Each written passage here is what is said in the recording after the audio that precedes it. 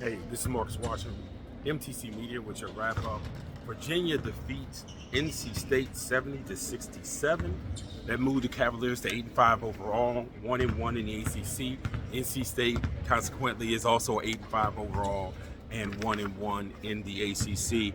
Virginia was led by Elijah Saunders, and his 22.5 rebound performance. Isaac McNeely ended up getting off in the second half. He ended up with 14 points total.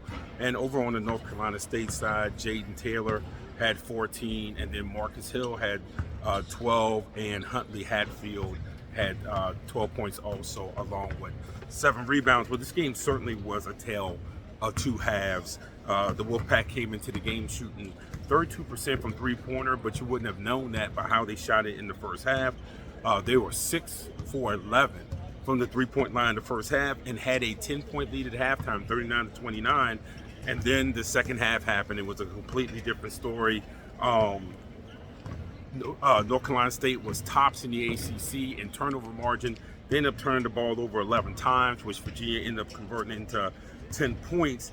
And the shots in the second half for the Wolfpack certainly was not falling. After shooting 61.9% in the first half, they only shot 33% in the second half. And then when you flipped it over to what Virginia was doing in the second half, and their three-point shooting picked up in the second half, Virginia ended up being in the second half. Let me take a look here. They were very good in the second half from three. 7 for 13 from three in the second half. Certainly was a game changer. So going into next Saturday's game against Louisville, here's my takeaways from today's game. First of all, Virginia, I still think, has a problem at the primary ball handler position when Day-Day Ames is not in.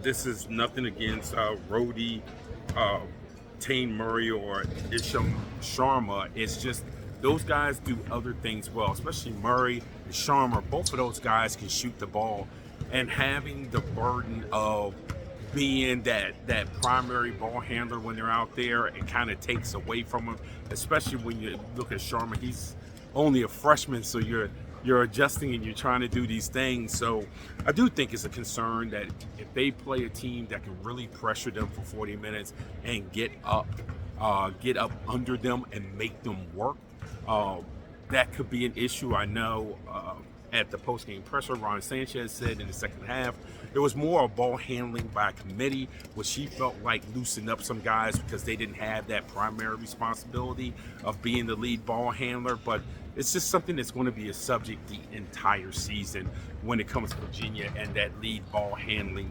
position. Also, Elijah Saunders might be the most important person in the program right now.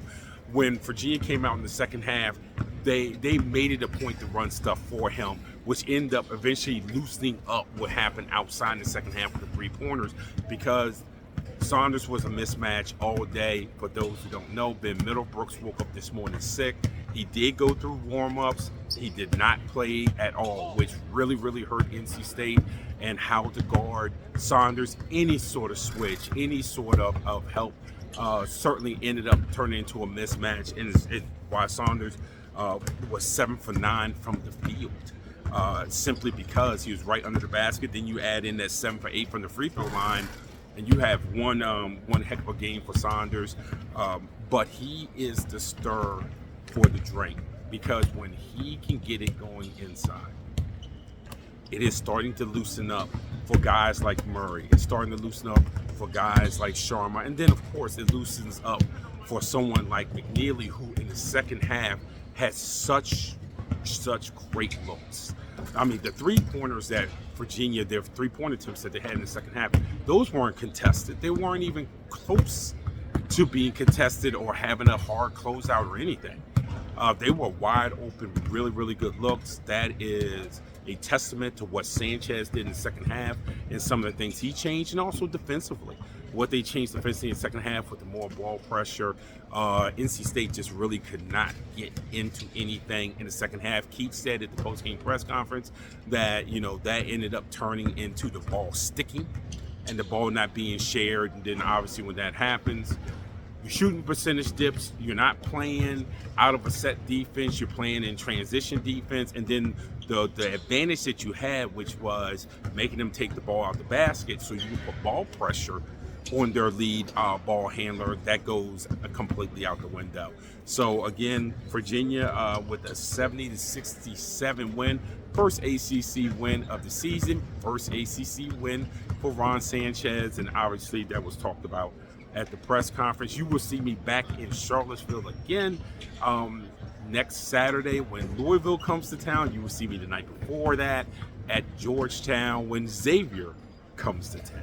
This is Marcus Washington, MTC Media.